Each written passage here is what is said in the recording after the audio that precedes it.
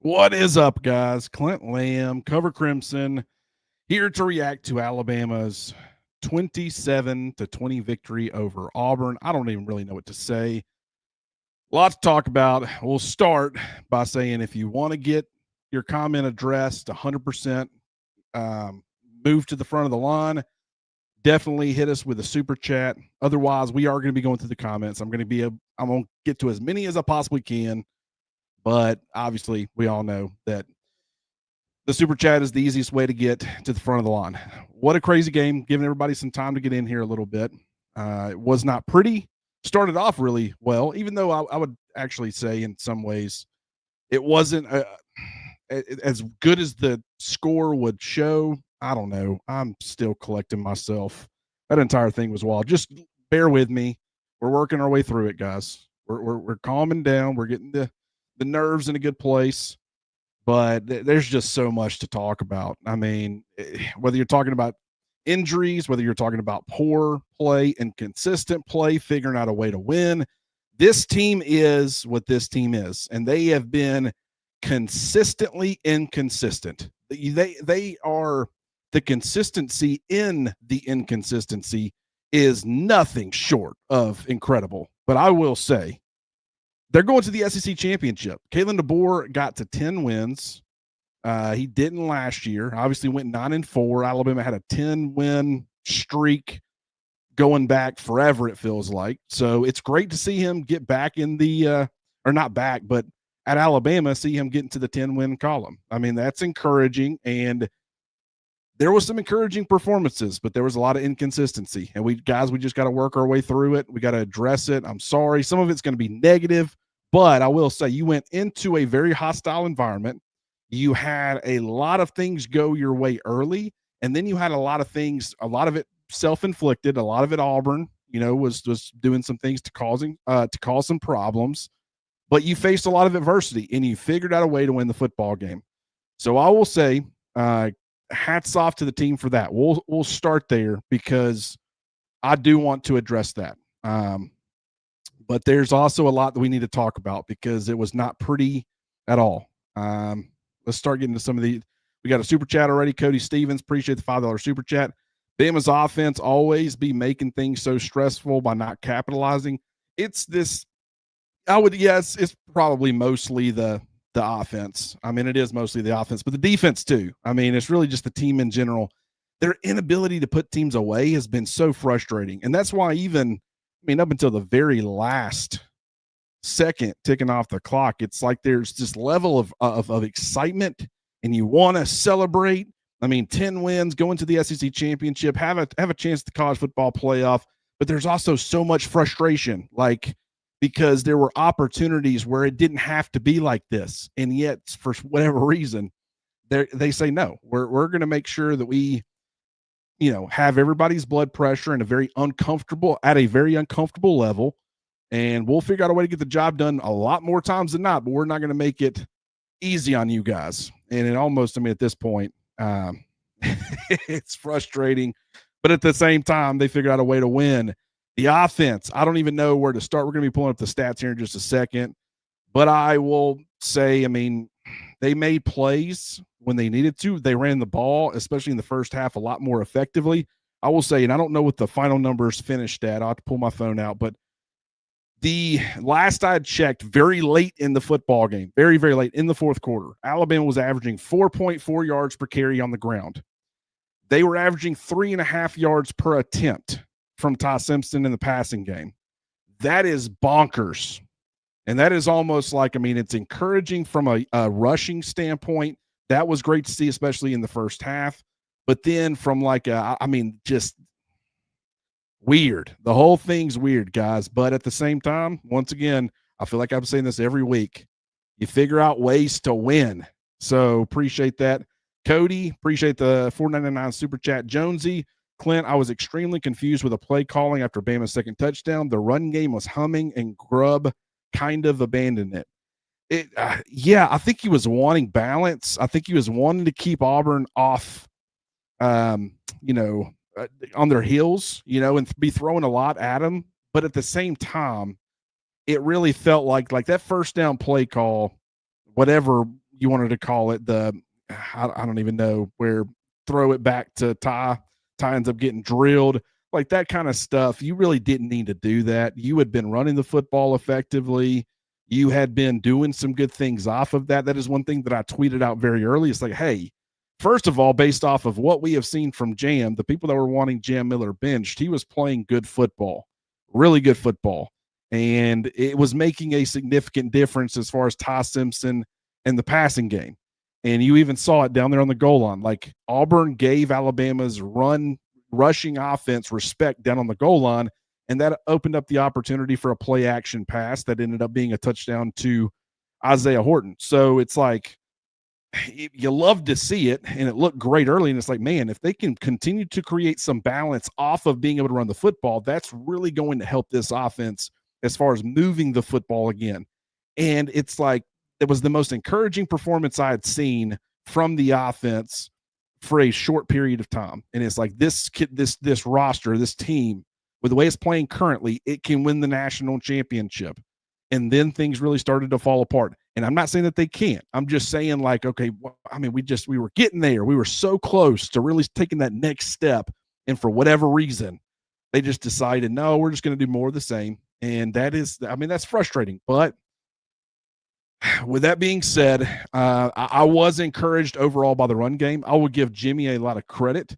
It's one of those things where as soon as he said it early last week that he thought we were going to be able to run the football a little bit better against Auburn's defense, then the numbers would indicate Alabama's rushing offense. And then obviously going against Auburn's rushing defense, I started to take a closer look, and I was like, you know what? I actually agree with that. I mean, I really do feel like that Alabama will be able to get some push. I thought they ran the football obviously really effectively against Eastern Illinois, but there's nothing you can take away from that really. But it was more so the combination of Wilkin Formby and Michael Carroll. I went and watched that Oklahoma game a lot, several times. And I was watching the offensive line. They were sustaining their blocks a little bit better. The tight ends were sustaining. And yes, there were some breakdowns and some problems, but you're going against an elite run defense. So, I looked at that and I said, you know what? I actually think they might be starting to figure this thing out a little bit. And so I really started to come around, and I jumped fully on board that 2 feet in. I definitely thought that was going to be the case. You couldn't have ever convinced me that they were going to have a higher average running the football than they would yards per attempt as far as the passing game. But I mean, that obviously really did help the offense when it needed, to be able to put themselves in a position to score points. Give Connor Talty a lot of credit. Obviously right there at the end of the game, I don't know if that's just not trusting Talty or it's something that they saw. I don't know. But at the same time, when he was asked to go out there and hit kicks, he did it. And so, I mean, given the situation and the environment and stuff, you got to pat him on the back because he has faced a lot of adversity. Some of that's self-inflicted, the booing from the fans, that's missing kicks, it's not treating your teammates correctly, and he has been heavily criticized. But he is the best Alabama has. They stuck with him, and he went out and he did everything he could to help Alabama win this football game. And I think he made 2 field goals, obviously made some extra points too. So overall, his overall performance ended up helping Alabama win the football game. So that was good to see. But getting back to your question, Jonesy, I'm getting kind of off topic. And it wasn't really a question. It was a comment. But the run game was humming and Grubb kind of abandoned it. I thought it was strange. I thought he got cute. And it felt like in this particular game, you didn't have to have some of that early. Now, as the game progressed, Auburn started figuring some things out, and they started doing a little bit better job against the run game. And obviously they were doing a good job as far as just overall on defense once they were able to kind of weather that storm where Alabama got up 17-0. But it just, I feel like Grubb aided them and kind of handed them some of the momentum, and that was frustrating to see. But at the same time, when they needed some big plays, they were able to make some big plays, and you allow Auburn to get down the field and score the game or score and tie the game up, and then all the pressure is on the offense, and you've got a hostile environment, and yet they figured out a way to get down there and get another touchdown. And so that was good to see overall. Let's see. Be clear. Appreciate you with the $4.99 super chat. Coach DB has big cojones for that 4th and goal. Ryan must be a part of the game plan. Special teams almost cost us, but we got that W. Roll Tide. I think you make great points as far as the fourth down call. That was absolutely bonkers. I don't know. I mean, because it was if it would have been a longer field goal and it would have been an uncomfortable situation where it's like, okay, attempt it or take overtime, but then you decide to go for it because you're like, man, I don't trust Talty here. I would have more so understood that, but it was a chip shot field goal. I understand that would have been a lot of pressure, but I mean, I don't know exactly what went into that decision, but I'll go ahead and tell you that is not a decision that a lot of coaching staffs would have made. And it was a great ball from Ty Simpson. Isaiah Horton overall played a really good football game. Obviously, the hold, late from him, you never want to see that. But overall, he played great. Alabama really needed him, especially with Josh Cuevas out. They needed another reliable, effective target, and I think they got that from Horton. But it was a ballsy call. There's no doubt about it from Ryan Grubb and Kalen DeBoer, obviously, in that situation. He's got to give the green light. So give both of those guys credit. But your point about Ryan Williams needing to be a much bigger part of the game plan. I mean, did he have a target? I mean, I'm going to have to pull this up. Give me 1 second, and then I'll have it for the rest of this conversation. But, I mean, I don't think that he had a target in this game. I mean, there's so much went on. But let's go ahead and get this pulled up. Ryan Williams did not have a single target. I mean, Jeremy Bernard led the team with 10. He only caught 3 of those for 24 yards. Here's the thing, guys. I mean, and I know I'm kind of jumping around here, but I want you to think about this. Josh Cuevas was not going to be available in this game, and we knew that. And then you include the fact that Jeremy Bernard, who I would have said, hey, they need him to have a massive game from a reliability standpoint and being that security blanket type of player because Cuevas is out.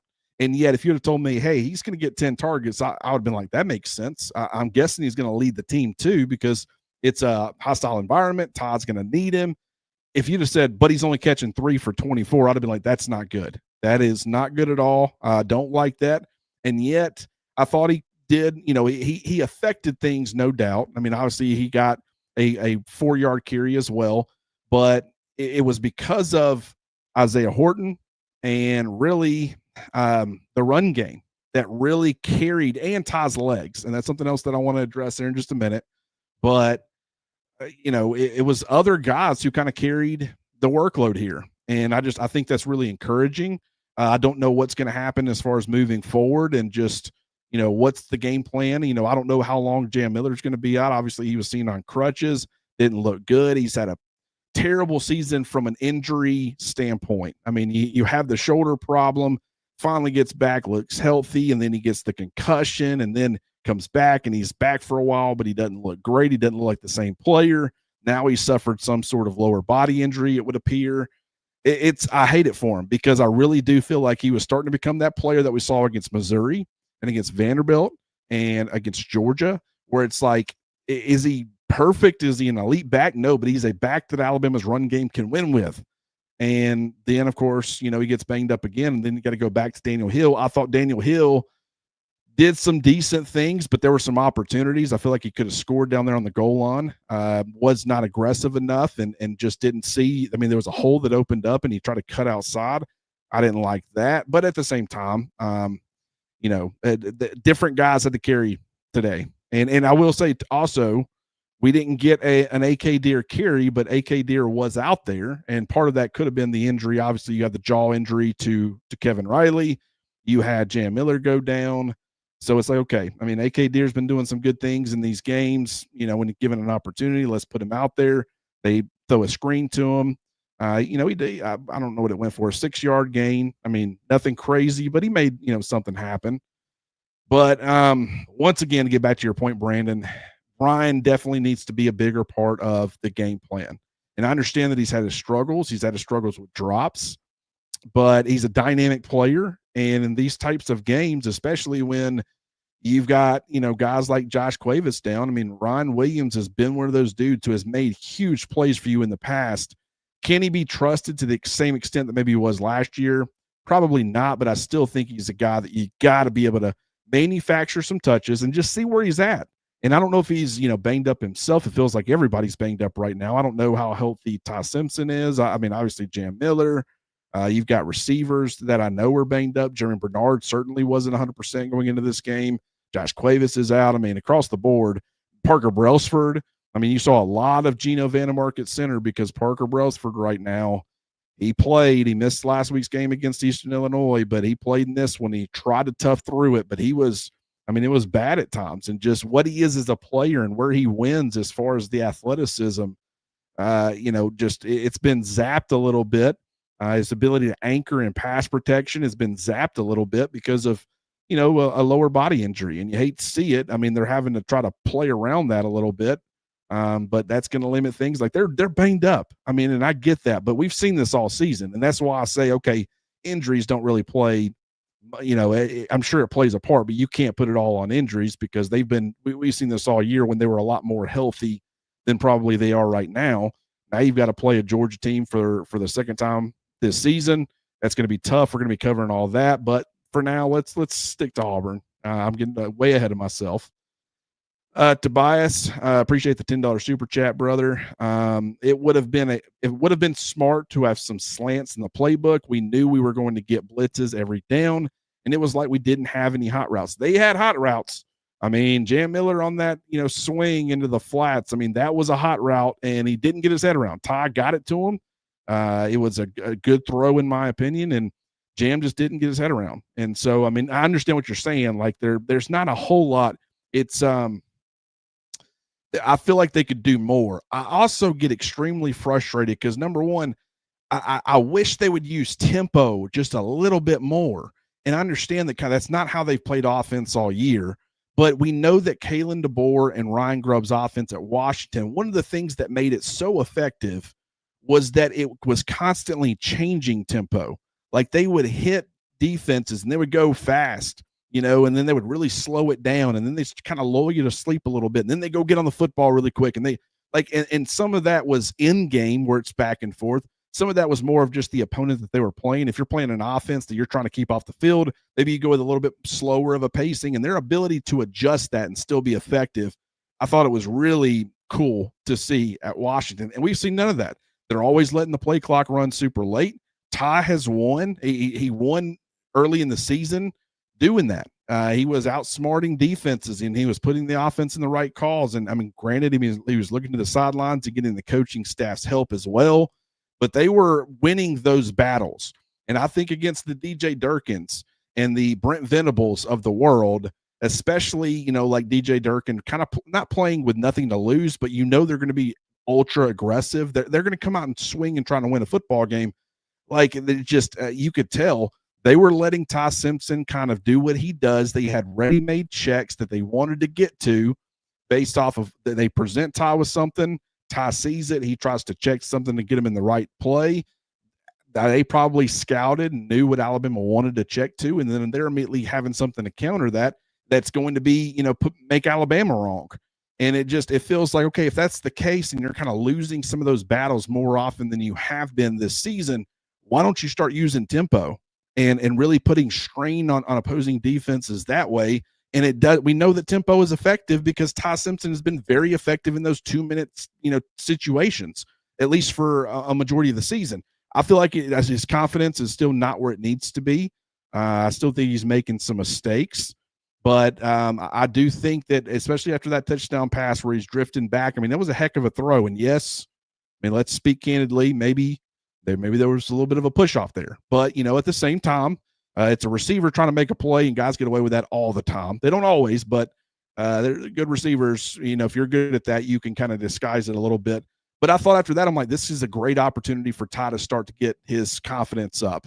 And we didn't see that to the extent that I wanted to, but it's in there. And I do think that he can still be a good player. But right now, I mean, I just don't think he's still too inconsistent. We got to remember he's 11, 12 games into his starting career. I mean, that's not a lot, but at the same time, it's enough where you probably need to be getting a little bit more consistency.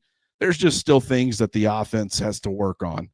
But at the same time, once again, Um, I do feel like right now you can't argue of where they're at. I mean, they went 10-2 in the regular season. They're in the SEC championship. That's where I thought they would be. Has it looked like I thought it would look? No. I thought, if anything, I thought the defense would be pretty good, but I thought the offense would carry this team. I thought the identity of the football team is you can score with anybody and you can score a ton of points, and you've got a good enough complementary defense where you're going to win a lot of football games. And right now it's like 20. I mean, they score 17 early in the second quarter. It's like, hey, they might actually top 30 today. We ain't seen that in an SEC game from this offense. Then they're like, no, we're gonna throttle it down quite a bit, and then of course reach 27, the high 20s once again.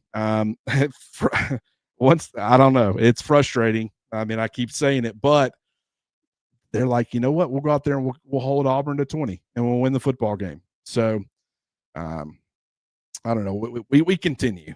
Wyatt, appreciate the $5 super chat.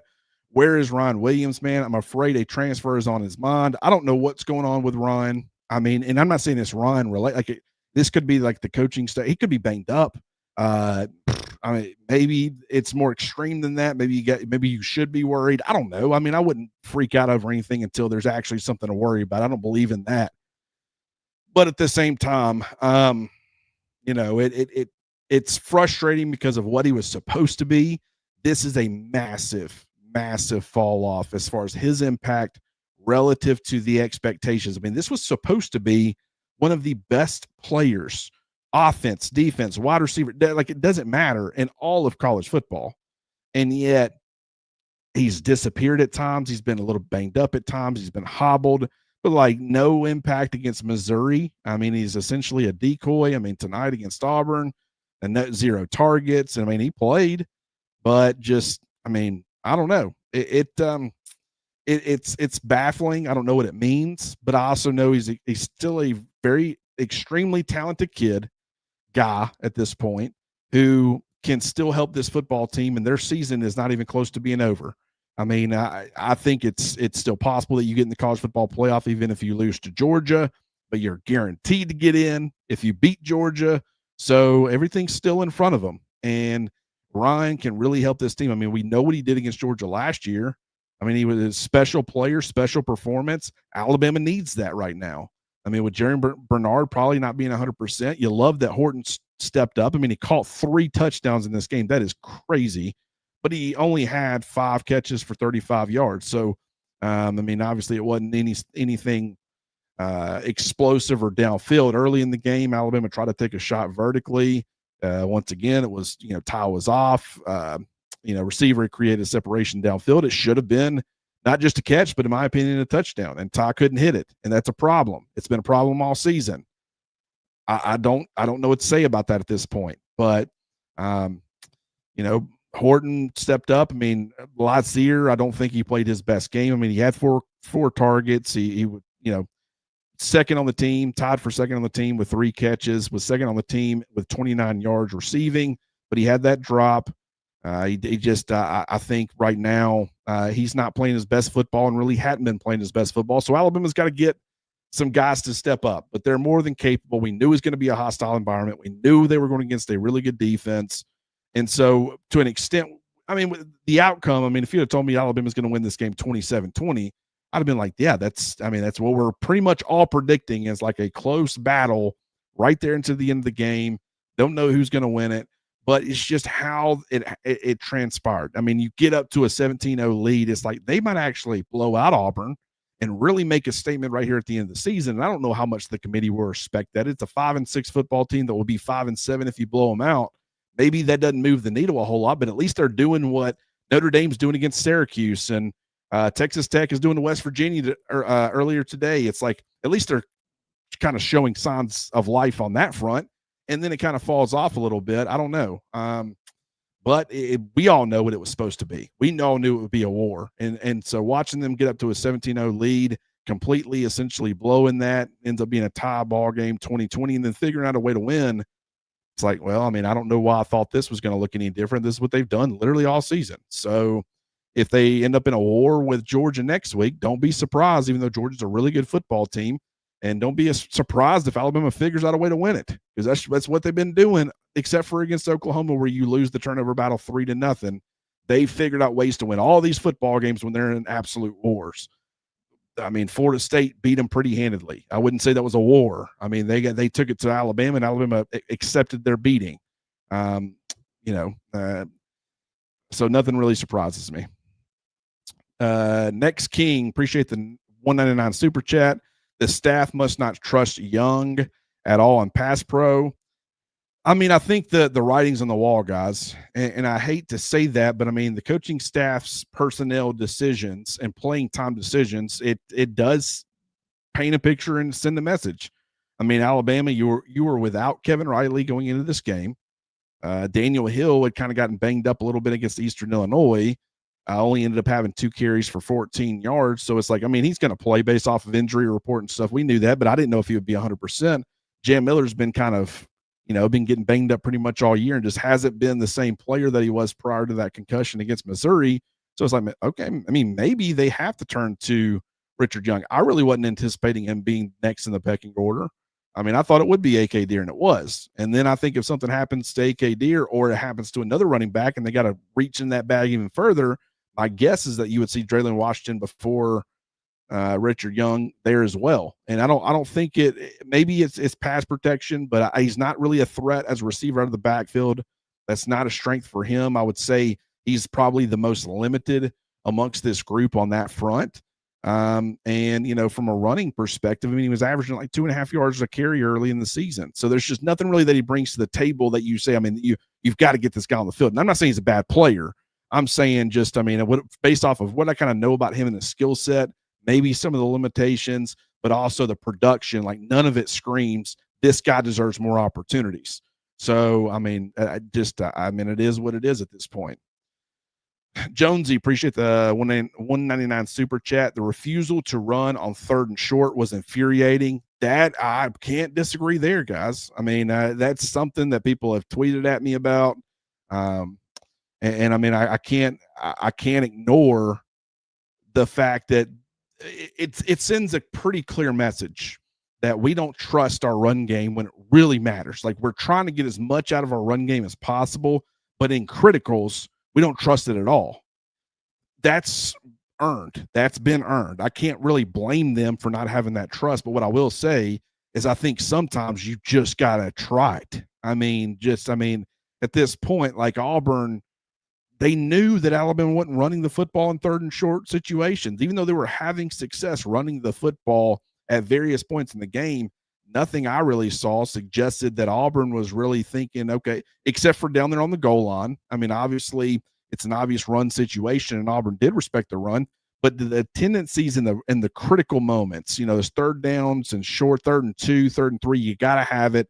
Alabama's throwing the football, and they're going to do some flashing as far as, getting, some motion, and maybe they'll get the football to Jeremy Bernard on a jet, or they'll do a ton of things, but just turning around and handing the football off, they're not going to do that really often. And yeah, it's infuriating because that is Alabama, guys. Like we watching Nick Saban and the way that he operated and stuff. I never thought it would get to this point, but that's where they're at. And once again, it's frustrating, but I can't necessarily blame them, because what is Alabama's run game? It's been showing signs of improvement, but it hadn't earned the trust to a point where you want to trust them in those critical situations. So right now, you're really not going to get a lot of them.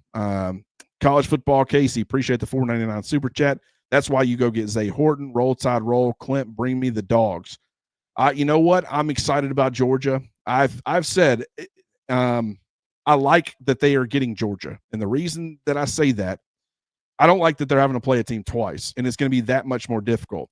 But Georgia has a mulligan here. Like, they're safely in the college football playoffs.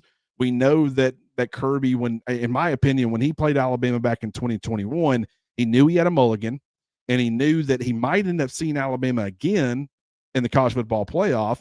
And so they were very vanilla as far as their game plan defensively. Now, part of that could have been they thought that they were just going to whip Alabama because Alabama's offensive line had been terrible.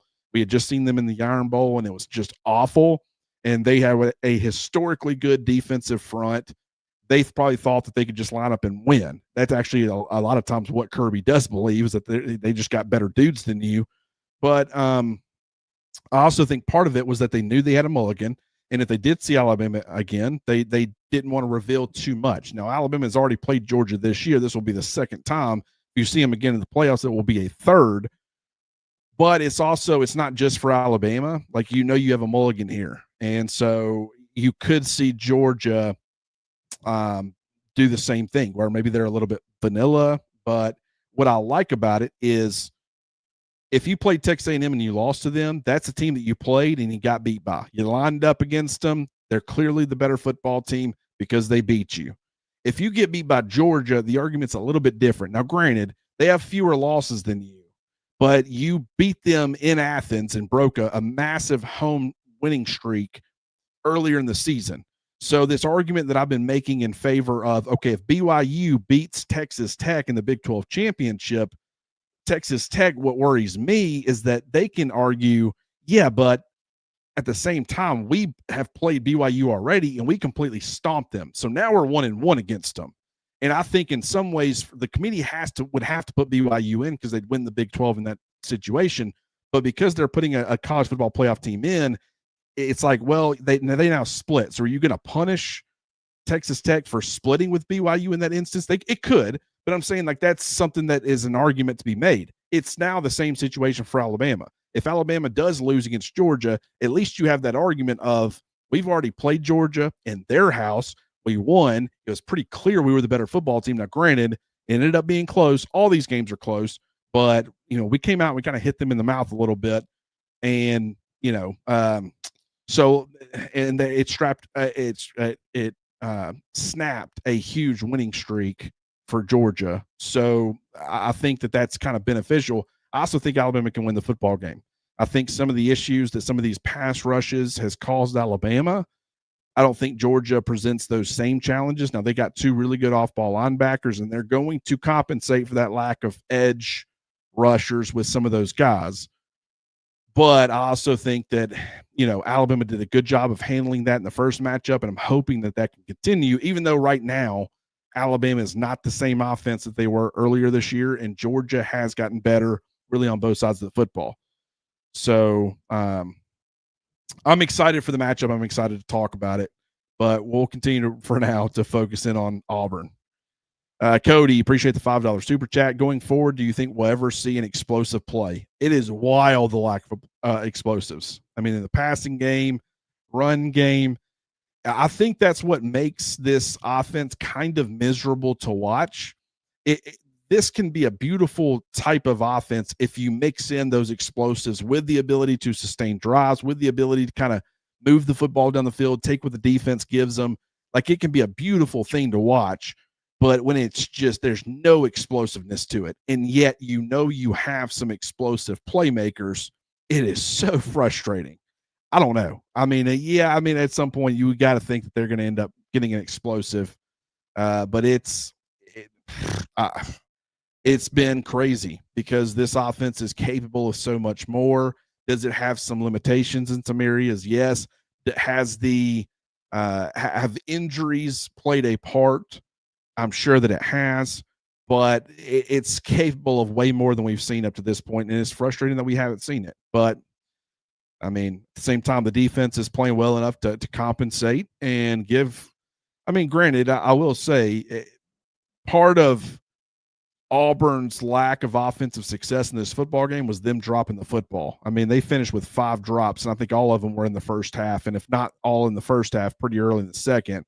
And so there were more opportunities for Auburn to sustain drives and maybe put up some points, and they were dropping the football. And you had a quarterback in Ashton Daniels who was rusty.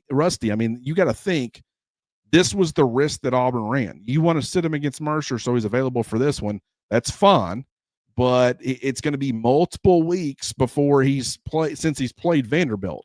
And so you're going to see some rust, and that was very much on display. The accuracy was spotty. Now, granted, it would be spotty from him anyways. I mean, he really is not the player that we saw against Vanderbilt. I don't think he's that good. But at the same time, it was also pretty clear that he probably was, pretty rusty. but at the same time, the defense overall continues to play winning football enough. And I mean, looking at the defensive stats, let's go ahead and do that. Deontay Lawson led the team in tackles with 7. He also had 1 tackle for loss. I thought he played a pretty good game. Keon Sabb was very active, very aggressive, getting downhill. 5 tackles, all solo, had 2 pass breakups. Was not perfect by any means, but I will say he was flying around, and especially early on, he was kind of all over the field. Justin Jefferson, 2 pass breakups, had a tackle for loss, had 5 tackles. I thought overall he played really well. Made some plays. Once again, was not perfect. I thought James Smith, he was kind of a guy that from very early on, extremely active. I think the last couple of games he's played really good football, and Alabama really needed him to start to come on. He's been a big part of this defense. Now, he's not the only one. I didn't really notice anything that stood out too much from Edric Hill. Maybe I see something on tape. Same thing for LT Overton. I thought Yanze Pierre made some plays and did some good things. Let Ashton Daniels get the corner on him a couple of times in pursuit, but overall played pretty well. But James Smith is one, guys, where it's like I think the last couple of games, is he still the player that we all expected? I mean, I picked him to be Alabama's best player on defense this season. I thought the breakout was coming. I might have been a year too soon on that. Maybe he needed to be a starter and really continue to get experience and work on his consistency. But I think he's gotten better throughout the course of the season on that front. So that's been encouraging to see. So I want to give him a lot of credit. Xavier Brown was extremely physical. Red Morgan, I thought, did some good things overall. Continues to be a physical presence. We'll get in there, and he'll be scrappy. Nikai Hill-Green, tough, trying to make a play in space. He's been a lot better in space than I was anticipating, but at the same time, not a guy where you want him trying to get to the sideline with Ashton Daniels. Quay Russaw played pretty well. He did some pretty good things. Bray Hubbard, same thing. I mean, just overall in defense. I mean, Dijon Lee had a play really early, but he also gave up some things. He made some freshman mistakes out there. Cam Calhoun finally gets on the field on defense in what feels like forever, immediately gets ejected for targeting. You hate to see that for him. I know that he was really excited to be out there. If I'm not mistaken, we had an Ivan Taylor tackle, and I want to say that probably came on defense because I did notice that he was out there, and I thought that was pretty encouraging. Zay Mincy should have caught the interception. I just don't think he played his best football game.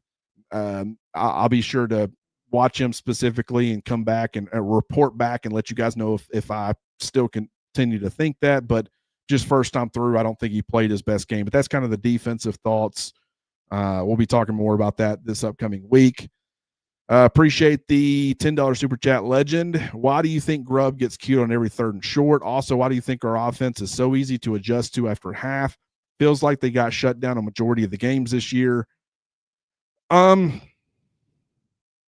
far as the 3rd and short, kind of already addressed that a little bit, but it's that they don't trust the run game. They really don't. Like they'll trust it. Like they understand the importance of it. They will commit to it, and they'll even commit to it for multiple plays in a row. I mean, it almost felt like at one point it was like, okay, stop running the football. Like you've done it now 3 or 4 times in a row. Have a little bit more balance. But at the same time, in the criticals, where it really means something, that's where it exposes what the coaching staff really thinks. And they will not run the football consistently on 3rd and short. They just won't do it. And so that tells me everything that I need to know about how they feel about the run game and how they feel about the offensive line, being able to get a push and help them get a first down. It's just not there right now. As far as the adjustments after the half, I don't know. I think part of this whole thing is mental. I think that right now defenses are being ultra aggressive against Ty Simpson. They're doing a better job of disguising, and they also, as I said earlier, they're letting Ty do his thing. They're anticipating. This is what I think is happening, and I don't know this 100%, but this is, based off of what I've seen, I feel like this is what's going on. I feel like there's this chess game going that is, we present Ty with a picture, and we are pretty confident in how he's going to adjust or how Alabama is going to adjust to that picture. But what we're going to do is be ready. That's not, to check to something quickly if we feel like they're actually checking, or if they're, sometimes they're not really checking. It's keeping things the same. But we present a look, they check. We have something ready to counter that. That's a beater for that. We checked that very quickly. Everybody's on the same page, and then they kind of a lot of times they're very aggressive in those situations, bring pressure, for Ty, and then also make him have to process the information. You thought you were getting one thing, now you're getting another thing, and processing that information while also being under duress. I think that combination is kind of causing him some problems. And so I just think over the course of a game, I mean, if you can't make them pay for things consistently, and I do feel like they ran the football pretty well, but if they could, they had box numbers at various points in the game. They did take advantage at times. They also didn't take advantage at times. Probably need to do that a little bit more consistently. And if you could actually start ripping off some chunk runs and really make defenses pay, then I think that you might start seeing the entire offense open up. Right now, you're not making defenses pay enough. They're totally willing to give up the 4-yard gain or the 5-yard gain or the 6-yard gain. It's not great. And if you give up enough of them, it's going to be, you're going to give up points. But they also know that Alabama lacks consistency. So what do? You make them snap the football as many times as you possibly can, and just, at some point it's going to be a guy doesn't sustain a block. Now you get a tackle for loss. Now it's a 2nd and 13, or it's Ty Simpson taking a sack, or maybe tendencies and stuff. You can be aggressive. You can put them in negative yardage situations if you will just hold out. And so if they started actually ripping off some big gains, then defense would say, no, we're giving up way too much. We're making this way too easy. We have to adjust. And then as soon as they adjust and they really commit to an adjustment there, it's going to open up something else. And there's going to be something else available. And you're just not seeing that enough. So I agree that it's frustrating to see. James Sparker, appreciate the $5 super chat. Does Bama get into the playoffs regardless of SEC championship? Is Jam out for the rest of the season?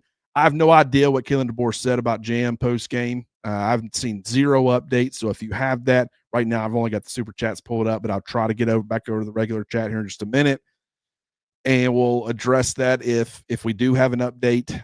As far as Alabama getting into the playoffs regardless of SEC championship, based off of what I saw today, BYU didn't lose. Miami didn't lose. They, both, Miami looked really good. I don't know what's going on with Notre Dame, but they were playing Stanford. So no one ahead of Alabama lost. Oklahoma should have gotten beat by LSU. The LSU handed the game away. So that's I would have felt a lot better about Alabama getting in no matter what had that happened. The reason that this is, I've said this, them sitting at the 10 seed. Okay, you got maybe the ACC champ. We'll just go ahead and use them as an example, even though it could end up being 2 group of 5 teams, depending on how this works out. But, you have the ACC champ who is going to be an automatic qualifier for the college football playoff.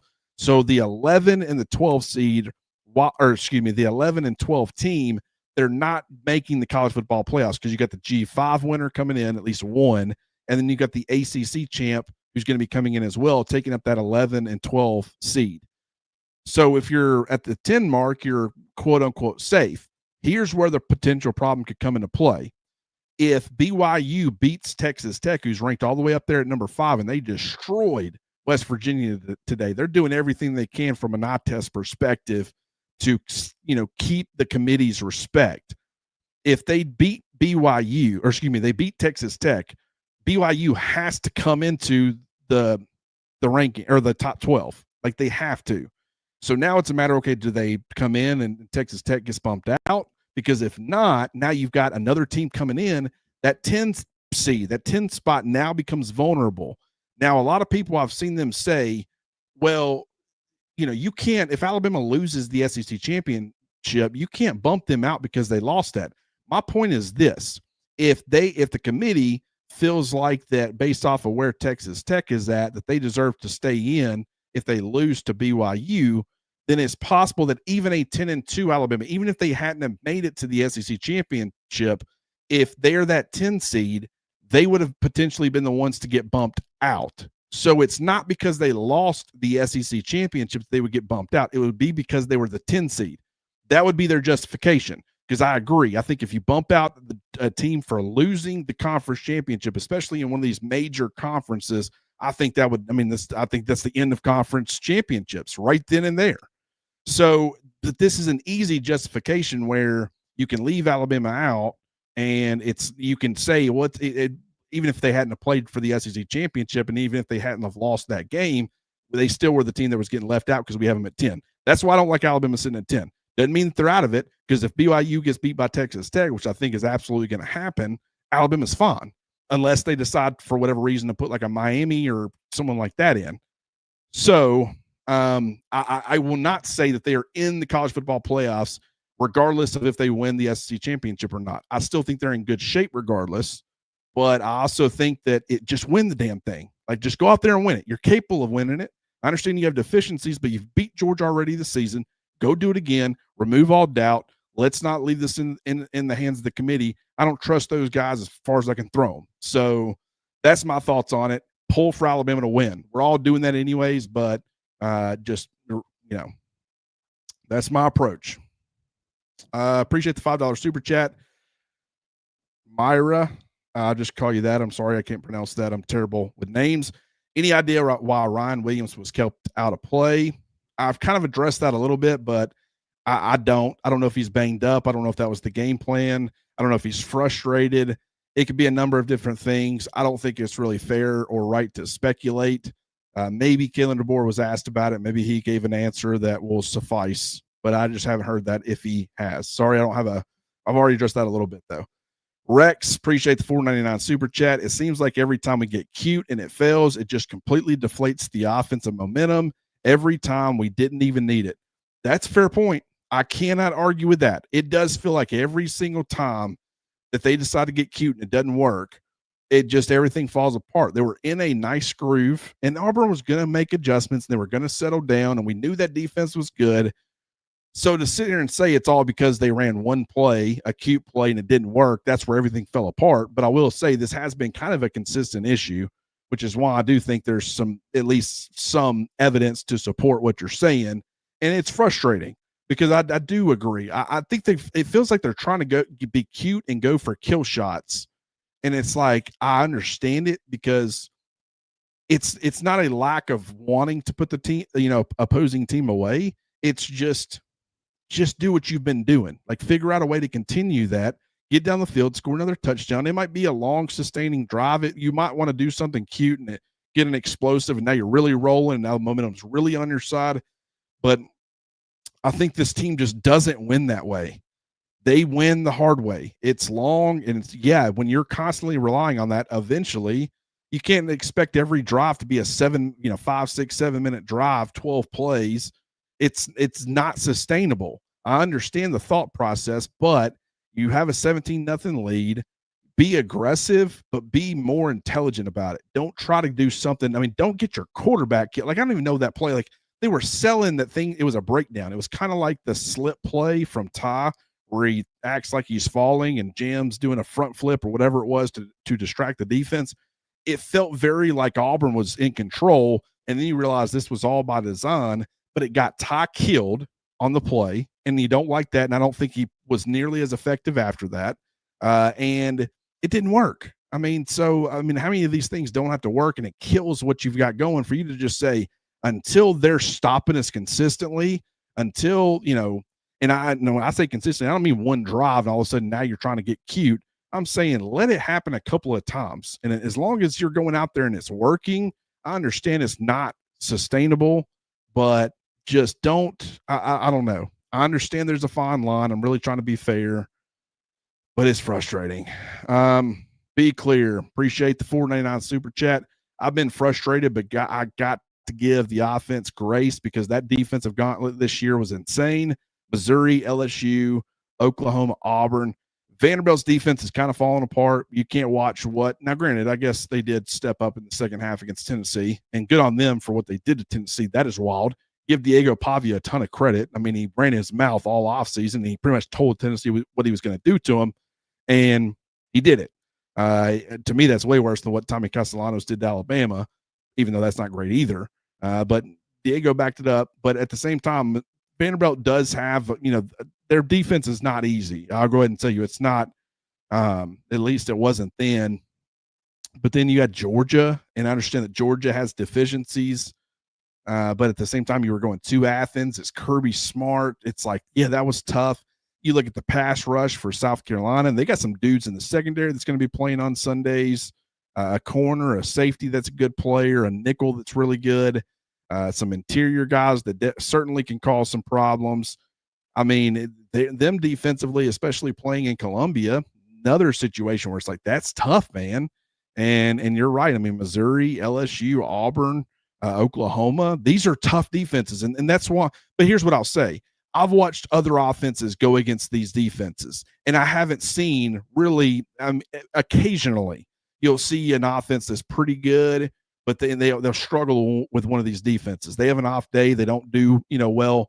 Alabama's consistently struggling against pretty much all of them, where it's like, I mean, even in the games where they had a lot of success, like against Missouri, Ty played well overall. And so, like, you look at the final product, the points scored, it's still low, and part of that's just hanging on to the football, but part of that's just some inconsistency with the offense. So I completely agree with you. I do think we need to give the offense some grace, but I also know that it's kind of gone a little bit beyond that, where it's like should it look great all the time? No, it should just look better than what we've seen. And they're fully capable, and I think they know they're capable, and that's what's caused a lot of frustration. So, great comment, though. I agree with you.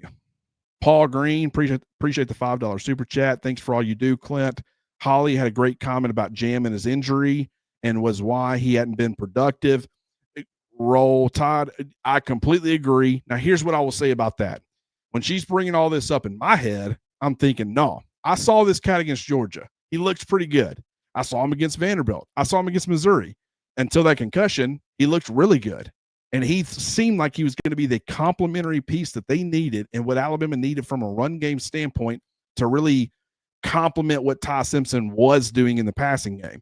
It was not until that concussion, the post-concussion, that we saw that completely fall by the wayside. So while I really respect Holly, and I agree to an extent, I also saw him come back from that. It was a dangerous injury. And so everything she was saying was correct. But I'm saying, like, I don't think that his lack of production has a whole lot to do with the shoulder or collarbone problem from early in the season, even though it could be a fear situation when you start stacking that with the concussion. And it's like, dude, I've been taking some hits, man.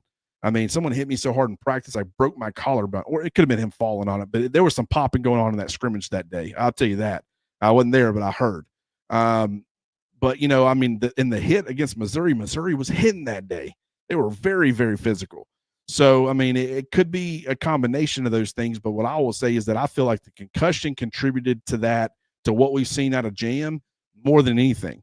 But I think against Auburn, maybe getting just further removed from that concussion, I think he was starting to catch his groove. And granted, there's still vision problems. There's still, he's still got some issues. I don't think he's been as effective in pass protection. You've got to get your head around when you're on the hot like that. He was still having some issues tonight, but I think he was starting to recapture that form against a really good run defense that we had seen early in the season. And then, of course, he gets banged up again. This has been the story all year, and I absolutely hate it for him, because if you ask the coaching staff, they will tell you no one works harder than this guy, and he never accepts that he's good enough. He's always looking to improve on something, and he always wants to get better. And so I absolutely hate that for him. But it was just, that's football, and it happens. And I hope he can get back sooner rather than later. But I have no idea if that'll end up being the case. Jonesy, appreciate the $4.99 super chat. College Football Playoff Committee implying that Alabama is an incomplete team while simultaneously having Oklahoma with their offense ahead of Bama, and Notre Dame is extremely rich. Great point. Phenomenal point. This is the type of stuff, the inconsistency with the College Football Playoff Committee, that is so frustrating to everybody.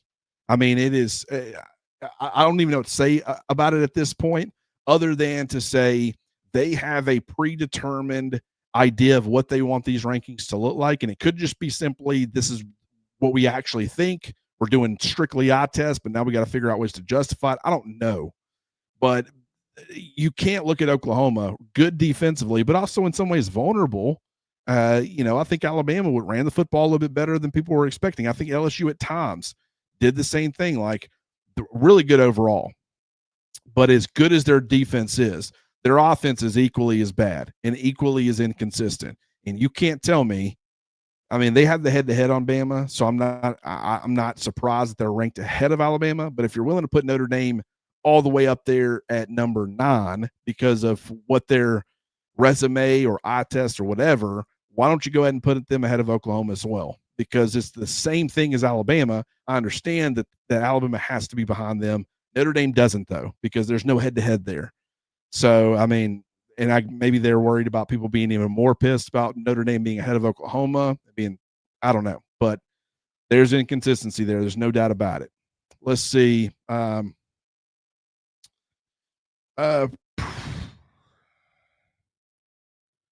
right. So Metallica, he says, if that's the case, then Bama needs to go independent. Screw the SEC, the Big Ten, and the rest. If Notre Dame can have the easy cheese, let Bama do the easy cheese. Nick said this last year. I don't agree with it. The money in the SEC, the recognition. I understand what you're saying. And I do think, I've already admitted that I was wrong, and I'm going to own the fact that I was wrong.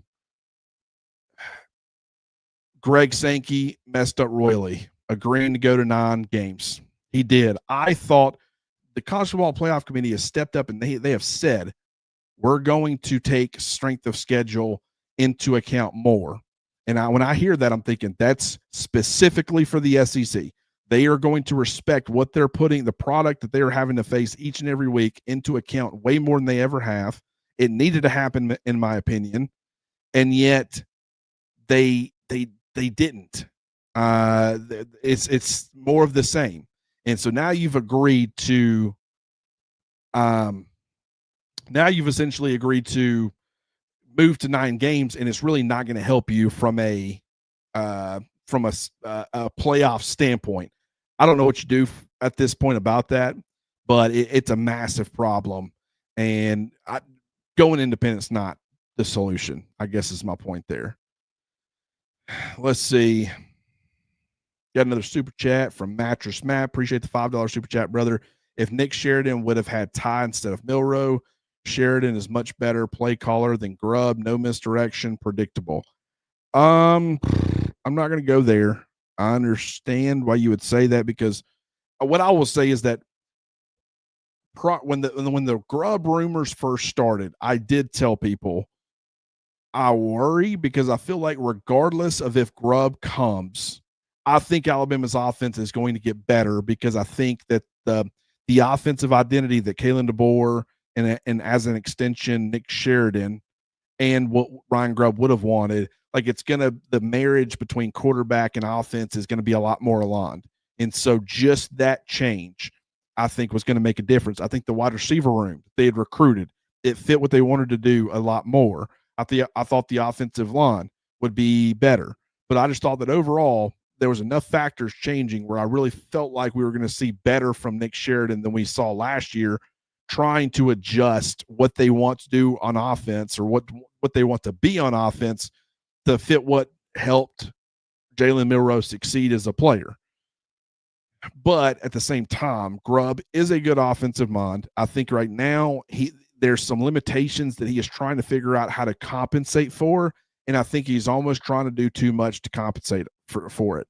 So you can't really blame him necessarily, but you also just got to be more committed to what you're actually doing well, and understand that maybe the run game is improving. It's not significant. It's not become this dominant rushing offense, but it's improving to an extent where you can run the football. You can play off of that a little bit more. You can use Ty Simpson's legs more. That's something that they did tonight that I thought was very beneficial. It's one of the things that I said for our underdog. I did an ad read, and there were a couple of player higher or lower, stat projections that I brought up that I thought would hit. One of them was a Daniel Hill touchdown, half a touchdown. That did not happen, but the other one was over 5.5 or, higher than 5.5 rushing yards for Ty Simpson. And that did end up hitting. And that was a pretty easy call because I do feel like his legs can really add another wrinkle or element to this offense that hadn't been there. And you're trying to figure out ways to compensate. So instead of being cute, use Ty Simpson's legs more. You did see that, and he was taking some brutal hits at the end of the game. Don't know that was the time to do it, but I do think that picking his spots a little bit more and using Ty Simpson's legs would help.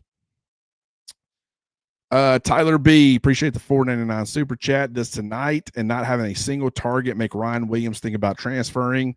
I understand the question. I'm not going to speculate on transfers. It's possible that Ryan is getting 10 targets a game and he still considers transferring. And that's just any player in college football. That's not an Alabama thing. I don't know what's the motivating factor. And I think that while we can kind of get a rough idea for most guys, money, NIL is going to drive, being a driving force. Playing time in a lot of instances, maybe even if you're playing a ton, sometimes it's targets and usage and how well you're doing. There are probably some assumptions that you could make. I just don't feel like it's fair at this point to do that. Let's let Ryan be Ryan. It hadn't looked like we all had hoped or thought that it would. Everybody's frustrated about it. I'm sure Ryan's frustrated about it. If he chooses to make a decision, we'll approach that when it gets here. But there's nothing me saying about answering this question and speculating is really going to be beneficial at this point. And that might be a cop out on my part, but that's just the whole players transferring and stuff. I never want to put that out there because you don't know. Everybody said last year, or not everybody, but a lot of people were speculating they could enter last year, and he didn't. He stuck around. So I don't know. All right, we're getting pretty close to wrapping this up. We've been on for an hour. We're definitely going to be doing some more stuff tomorrow, and we'll be going live. We weren't able to last week. I think we waited until Monday, but we should be able to tomorrow on Sunday. Marty Graw, appreciate the comment. He said that Bray was sick, according to coach. I thought Bray played pretty well, so that's good. Now, granted, was he perfect? No. Well, just like all these guys, I feel like I said that about every player, but it's true. There's some things that I'm thinking about on tape that weren't the best, but overall played really well. That's great for him that he was sick and played through that and gave Alabama a presence, because I want to say, he definitely forced a fumble. So he made another big play, and then he had the interception. Dude balled out considering. SEC Pro Fan, the good news is we are in the SEC Championship. Amen. 100% right. Say what you will, they won, and there were times where it didn't look like that was going to happen. So completely agree. Good comment. Roll Tide, roll to you. So Ronnie Jones, talk about the team playing frustrating, but y'all acting like we lost is also frustrating. Yeah, I get. What do you want me to do? You want me to get on here and just be like, oh, it's great, man. Yeah, because I'm addressing all the positives with this. I'm trying to be fair about it, but there's a lot that didn't look good. And it's not like if this was a one-off, if we can say, hey, they didn't play their best game today. They didn't bring their A game, but you know what? They brought it against Oklahoma. No, they turned the football over 3 times. They did a bunch of things that got them beat. Special teams wasn't great. You're missing kicks. If this was a one-off type of situation, then yeah, we get on here and say, hey, it didn't look great, guys, but you know what? It's been this way all season. It's every single week. Give them credit for figuring out ways to win. I don't think I've ever seen a team do this, be this consistent about being inconsistent. It's pretty wild. And I think that is actually going to help them in some ways in the SEC championship game, because my guess is it's not going to look pretty against Georgia either. But this team's not going to be out of its comfort zone if that happens. They're going to be ready for it. And so it could help them win the game. But we're also going to be realistic about it. And I've said that multiple times. I understand that not everybody, like Alabama just got a massive win over a big rival that put them in the SEC championship game and kept their hopes and goals and everything alive. So, I understand. that is worth celebrating. And I've tried to do that, and I apologize if I haven't done that to the extent that some people want me to. But once again, I mean, we're going to address what happened in the game. And what happened in the game was Alabama did some really good things to get up 17-0, and then they blew that, and then they figured out a way to win. And so we're kind of riding this wave as we're recapping it. So I mean, I get frustrated. Marty Salty Talty was mighty big. Give the kid credit, man, because it almost feels like when he embraced it, people booing him, it was all, at first I did not like it at all.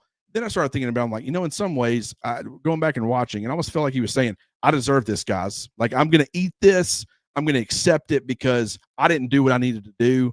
Give me all you got. And I think fans, maybe they interpreted it correctly, because I don't know this for sure. Maybe they didn't.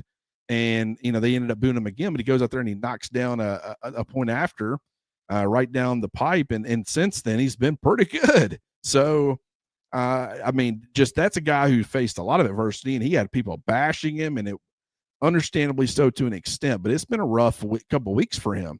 And he goes out there and he makes 2 big kicks when he was given the opportunity. Nothing too crazy, but he made kicks. And so if Alabama can just get that from him, that helps Alabama win football games. So I like that. So, all right. All right, we're going to start wrapping this up. Guys, we have close to 600 people in here right now. I can't say how much I appreciate that. We love every single one of you guys. We appreciate you guys being here. And I know you guys battle with me, and you'll tell me where you think I'm wrong. I will always fully embrace that. I'm going to argue my point back. I'm going to defend myself when I feel like it's justified, but I'm also going to admit when I'm wrong. I really try to. But what I will say is we're all in this together. I mean, I think we all want the same things. You're defending the team and saying you want me to be positive more because you feel like there's a lot more to be positive about, because the ultimate goal they are achieving overall.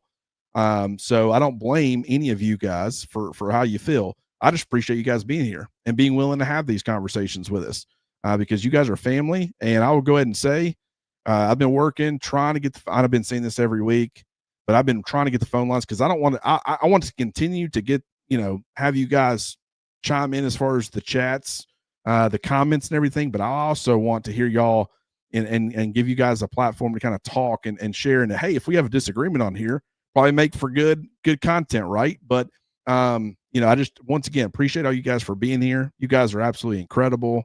The comments have been amazing. Thank y'all so much. I do think we have one more super chat, and it is from Perry giving us great news. Appreciate the $2 super chat. And it says that Alabama just landed a JUCO offensive lineman in Tyrell Milley. I have not seen his tape yet.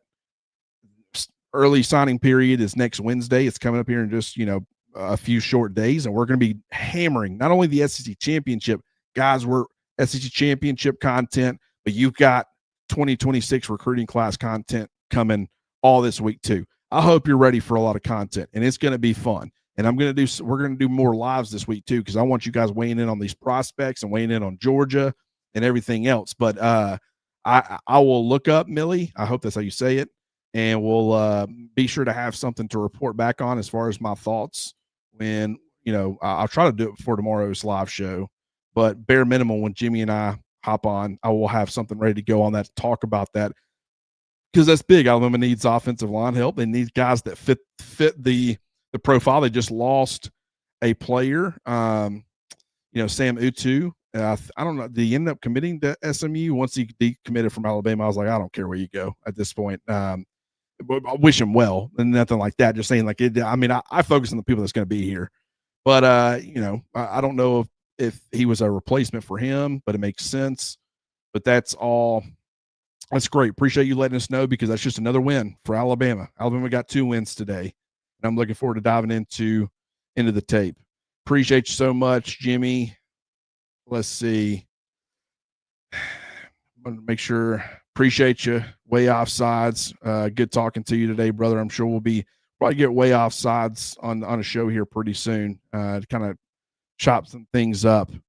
But appreciate that. Definitely subscribe if you haven't already, guys. Appreciate you, Marty. Appreciate you, Metallica. Appreciate you, Taylor. Appreciate all you guys. I mean, it just like I said, I mean, we appreciate you guys for being here and just everything you bring to the channel. This is y'all's channel, and y'all do a great job with it. Lazlude, $4.99 super chat. Appreciate you so much. Glad we got the win. Is that your picture on the wall? I knew that was coming up. It's crazy that we've been an hour and a half into this. Maybe someone brought it up in the comments and I missed it. Yeah, it's my senior portrait. I'm at my parents' house for the holiday, and my room. This is, I mean, I say my room, like this wasn't my choice in comforter and stuff. This was definitely the mom's design, but it hadn't been my house in a long time. It's their house. They moved, but yes, this is kind of my mom's way of letting everybody know that this is my room, I guess. But as soon as I saw that, normally when it's two of us and it's got a narrower picture of the camera, and so that wouldn't have been in here. But as soon as I went to go live and I put just myself up, I was like, they're definitely going to notice that. That's me without a beard. It's been since that year that I've had a beard ever since. So yeah, appreciate you bringing that up. Make sure I couldn't get out of here without addressing that. Way Outside's Millie is out of St. Augustine High School. My neck of the woods, good get, fits the DeBoer prototype well. I don't even know height, weight, or anything, but I'm gonna trust your judgment on it because I'm sure that's exactly what they were targeting. They need guys that fit this system. They really do. And that's going to be the number one thing for this offensive line, because if you got guys all over the place, if you got guys who are more power, man blocking, gap, if they're more that style, but then you've got guys that are better as far as zone and things like that, like it's tough. It's really, really tough to kind of mix and mesh those guys. And I think that's kind of been Alabama's problem.